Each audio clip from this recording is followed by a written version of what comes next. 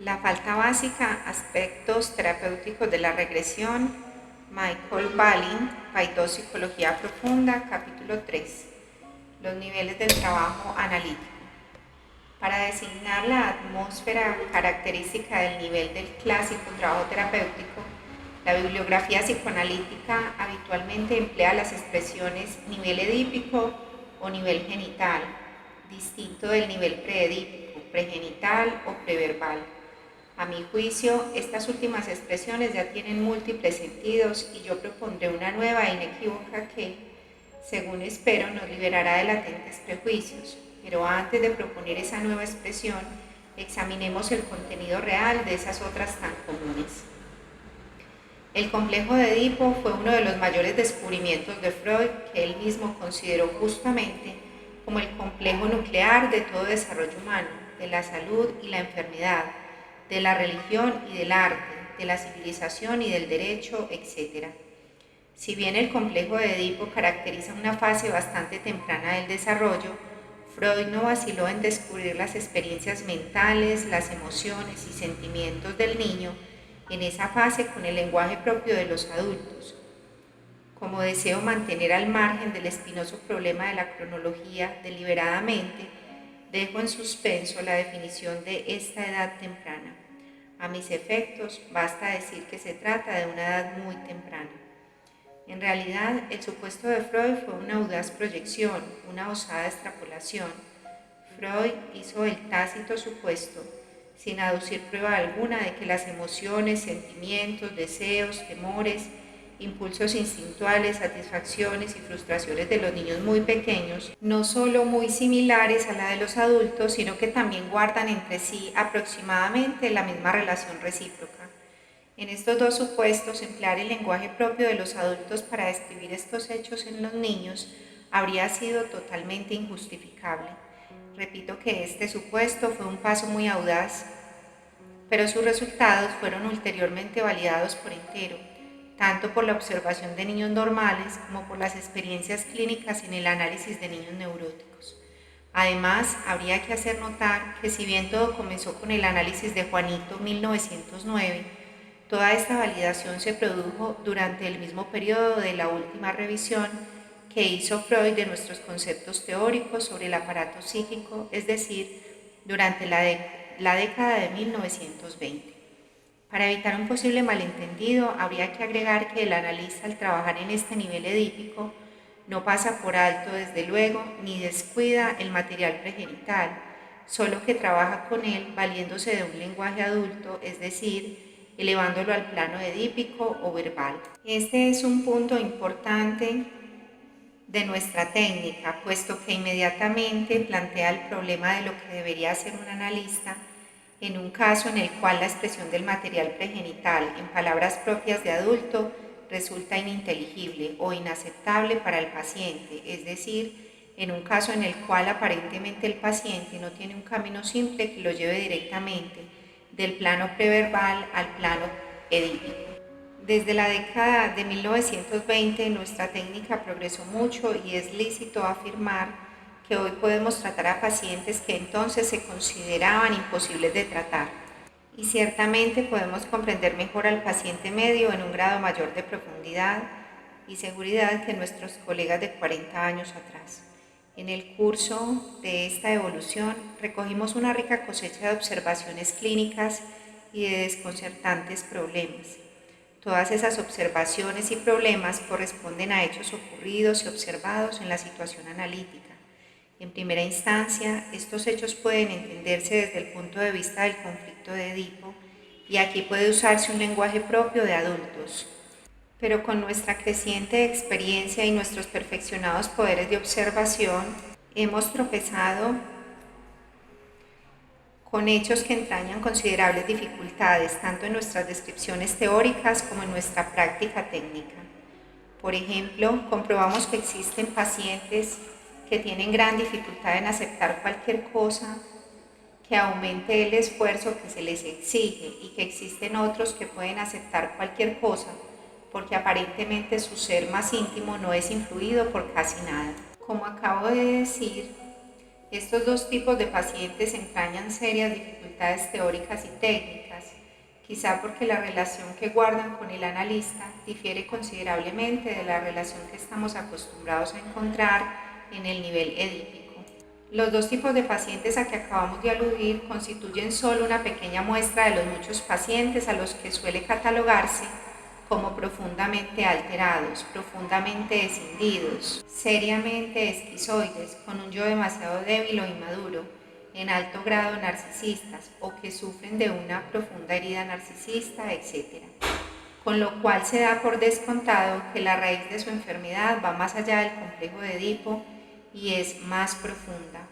A este respecto, y atendiendo el problema teórico a menudo discutido, no tiene importancia el hecho de que tales pacientes hayan llegado ya enfermos al periodo del complejo de Edipo, o el hecho de que solo después de experiencias traumáticas hicieron ineficaces los mecanismos defensivos correspondientes a este periodo, lo cual los llevó por fuerza a una regresión o a una desviación más allá del nivel edípico. En este contexto, lo importante es reconocer los dos niveles diferentes del trabajo analítico. Para ilustrar el tipo de problema que encontramos en este otro nivel, quiero referirme a un ejemplo siempre repetido que no pertenece a nuestro campo. En los seminarios de Investigación y Práctica Médica General, Balin, 1964, los doctores suelen informar que han explicado a un paciente muy claramente ciertas implicaciones de su enfermedad, pero luego cuando se comparan los resultados reales de la explicación con los resultados que se pretendía alcanzar, ocurre con frecuencia de manera sorprendente que aquella explicación fue clara tan solo para el médico. Para el paciente no era clara y con frecuencia no era ninguna explicación. De manera que cuando un médico informa que explicó algo muy claramente, se impone la siguiente pregunta: claramente, pero ¿para quién? La razón de esta discrepancia entre intención y resultado es la de que las mismas palabras tienen una significación totalmente diferente para el benévolo pero objetivo médico y para su paciente que está profundamente inmerso en su situación. Los analistas a menudo tropezamos con esa misma experiencia. Damos a nuestro paciente una interpretación clara, concisa, bien fundada, oportuna, y ocurre que a menudo, para nuestra sorpresa, desaliento, irritación y decepción, esa interpretación no tiene ningún efecto en el paciente o bien tiene un efecto completamente distinto del que nos proponíamos producir. En otras palabras, nuestra interpretación no era clara en modo alguno o ni siquiera fue experimentada como una interpretación. Por lo general, los analistas tratan de vencer sus decepciones apelando a tres modos de pensar que los tranquilizan. El analista puede criticarse a sí mismo por no haber logrado interpretar la ansiedad más importante de la situación, por haberse dejado desviar hacia algo que solo tenía importancia secundaria. A esta autocrítica siguen generalmente frenéticos esfuerzos para adivinar qué fantasías del paciente han obstruido el camino de la comprensión del analista. O bien, el analista puede hacer revivir en él la eterna controversia sobre los relativos méritos y desventajas de las interpretaciones de la defensa o de la transferencia, interpretaciones que pueden continuar indefinidamente. Y por último, el analista podría tranquilizarse diciéndose que en el momento decisivo de la resistencia del paciente era demasiado fuerte y que por consiguiente necesitaba mucho más tiempo para llevar a cabo la elaboración. Esta última fórmula es tanto más tranquilizadora por cuanto ya antes fue usada por el propio Freud. Desgraciadamente, estas fórmulas y líneas de pensamiento tranquilizadoras no son pertinentes, puesto que todas ellas corresponden al nivel edípico, es decir, presuponen que las interpretaciones del analista sean experimentadas por el paciente como interpretaciones. Solo para esta situación Freud acuñó el término de elaboración. Evidentemente, la elaboración es posible solo si el paciente es capaz de aceptar la interpretación, de experimentarla como tal y de permitir que ella influya en su psique. Y este puede ser o no ser el caso con la clase de pacientes profundamente alterados, pero si el paciente no experimenta la interpretación del analista como una interpretación, o sea, como un discurso compuesto de palabras con una significación convenida, no puede tener lugar ninguna elaboración. La elaboración puede desarrollarse solo si nuestras palabras tienen aproximadamente la misma significación para nosotros y para nuestros pacientes. En el nivel edípico no existe semejante problema. El paciente y su analista hablan confiadamente el mismo lenguaje. Las mismas palabras significan más o menos lo mismo para ambos. Verdad es que el paciente puede rechazar una interpretación, pues esta puede molestarlo, asustarlo o chocarle, pero aquí no hay la menor duda de que se trataba de una interpretación. El establecer dos niveles diferentes nos da una tercera respuesta a nuestra pregunta original y al propio tiempo nos señala otros interesantes problemas. Pero antes de encarar estos, pasemos revista al camino recorrido hasta este punto. Comenzamos con la comprobación o verdad trillada de que algunos, los más expertos de nosotros, tienen ocasionalmente pacientes difíciles y hasta muy difíciles. Luego nos preguntamos cuáles eran los procesos terapéuticos, en qué parte de la psique se desarrollan, qué parte de ellos tenían la culpa de las dificultades encontradas y por último, qué medios técnicos teníamos para influir en dichos procesos. Después examinamos nuestra actual teoría de la técnica y comprobamos que el enfoque topológico no nos brindaba gran ayuda.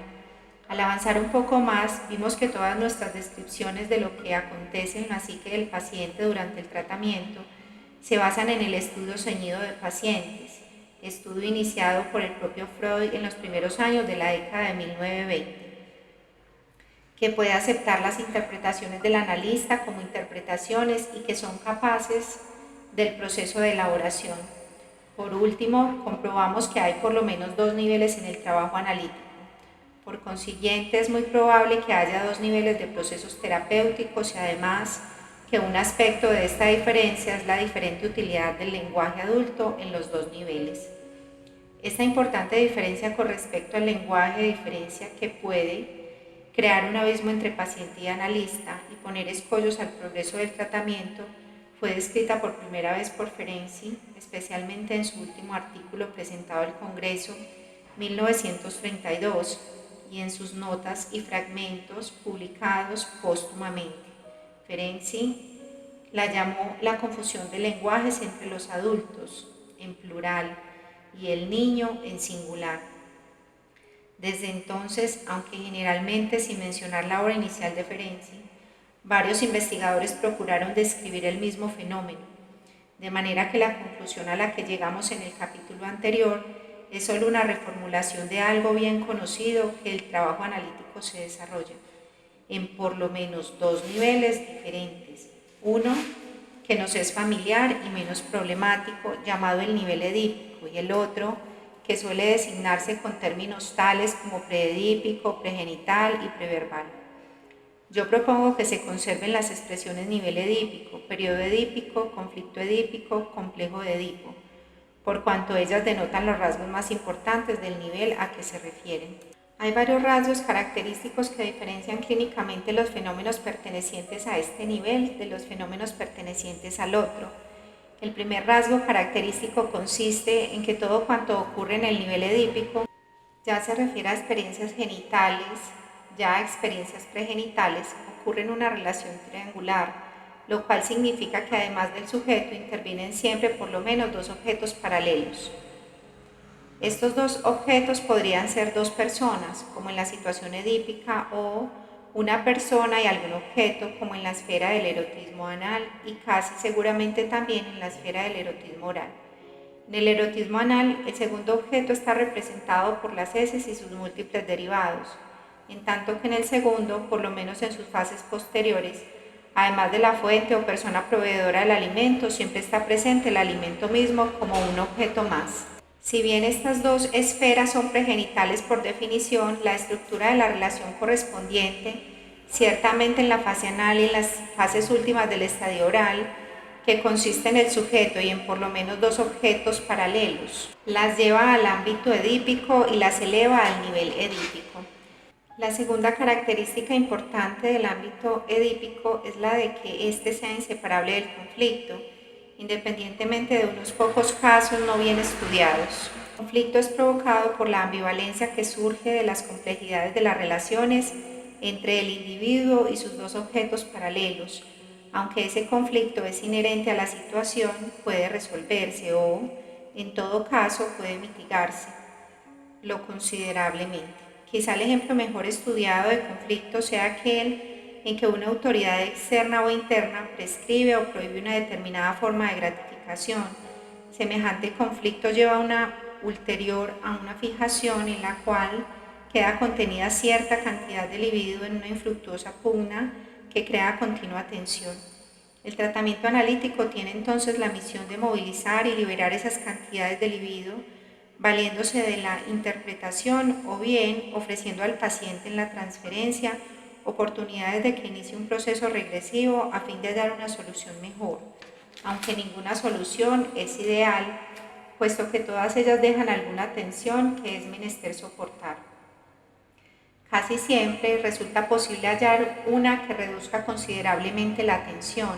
La tercera característica importante de este nivel es el hecho de que en el lenguaje adulto resulta un medio de comunicación apropiado y digno de confianza. Como todos sabemos, Edipo era un hombre adulto. Si alguna vez surgiera la necesidad de acuñar un nuevo término para designar este nivel, yo propondría que se le llamara el nivel del lenguaje adulto reconocido y convencional. En la ciencia ocurre a menudo que la desdichada elección de un nombre conduce a malas interpretaciones o carga con prejuicios al estudio del problema que debería ser imparcial. A fin de evitar estos peligros sería menester designar estos dos niveles mentales con términos realmente independientes uno del otro. Así como el nivel edípico posee su propio nombre derivado de unas principales características, así también el otro nivel debería tener su propio nombre y no ser llamado prealgo distinto. En todo caso, no preedípico, porque puede coexistir con el nivel edípico. Según nos lo indican nuestras experiencias clínicas y por el momento, deseo dejar solo en su puesto la cuestión de si hay o no periodos en que la psique conoce solo un nivel y no el otro. Por lo demás, se impone subrayar que ese otro nivel es claramente más simple, más primitivo que el nivel edípico. Propongo que se lo llame el nivel de la falta básica y deseo recalcar que ha de entendérselo como una falta, no como una situación, oposición o conflicto o complejo. Después explicaré por qué. Las principales características del nivel de la falta básica son: A. Todos los hechos que ocurren en él pertenecen exclusivamente a una relación de dos personas. Aquí no está presente una tercera persona. B. Esta relación de dos personas es de una naturaleza particular, por entero diferente de las bien conocidas relaciones humanas del nivel edípico. C. La naturaleza de la fuerza dinámica que obra en este nivel no es la de un conflicto. Y D. El lenguaje adulto es a menudo inútil o inequívoco para describir los hechos de este nivel, porque las palabras no tienen siempre una significación convencional reconocida. Aunque algunas de estas características cobrarán cabal sentido solo en el curso de los capítulos siguientes, ahora puedo enunciar algo sobre otras características, ante todo sobre la naturaleza de la primitiva relación de dos personas en este nivel. En una primera aproximación, este nivel puede considerarse como una instancia de relación objetal primaria o amor primario. Como hube de describirlo en varias ocasiones, Bali 1932, 1934, 1937 y 1959, y en el capítulo 12 de este libro. Cualquier tercer elemento que interfiera con esta relación es experimentado por el sujeto como una pesada carga o una intolerable tensión. Otra cualidad importante de esta relación es la inmensa diferencia de intensidad entre los fenómenos de satisfacción y frustración. Mientras la satisfacción, el ajuste del objeto con el sujeto, brinda una sensación de tranquilo y sereno bienestar que puede observarse solo con dificultad, puesto que es tan natural y suave. La frustración, la falta de ajuste del objeto con el sujeto, que suscita síntomas en alto grado vehementes y pronunciados. Véase también el capítulo 16. En el capítulo 4 tornaré a ocuparme de la naturaleza de las fuerzas que obran en el nivel de la falta básica, pero deseo ilustrar aquí la curiosa vaguedad del lenguaje que se observa en este nivel. Ello se debe al grupo de asociaciones que aún rodea cada palabra del lenguaje adulto. pero en el nivel de la falta básica prácticamente cada miembro del grupo de asociaciones puede tener igual derecho a la posesión de la palabra, que esto no se limita al nivel de la falta básica, queda demostrado por la imposibilidad práctica de encontrar definiciones exactas, especialmente en nuestra ciencia psicológica. Para elaborar una definición exacta, uno debería despojar a la palabra de todas sus asociaciones indeseables y no deseadas. La experiencia nos muestra que esto es posible solo rara vez, puesto que la gente piensa obstinadamente que las palabras empleadas implican otras significaciones y no aquella significación en la que pensaba el autor de la definición. En el capítulo 20 discutiremos algo más sobre este problema. Continuaremos en el siguiente audio con el capítulo 4, el ámbito de la falta básica.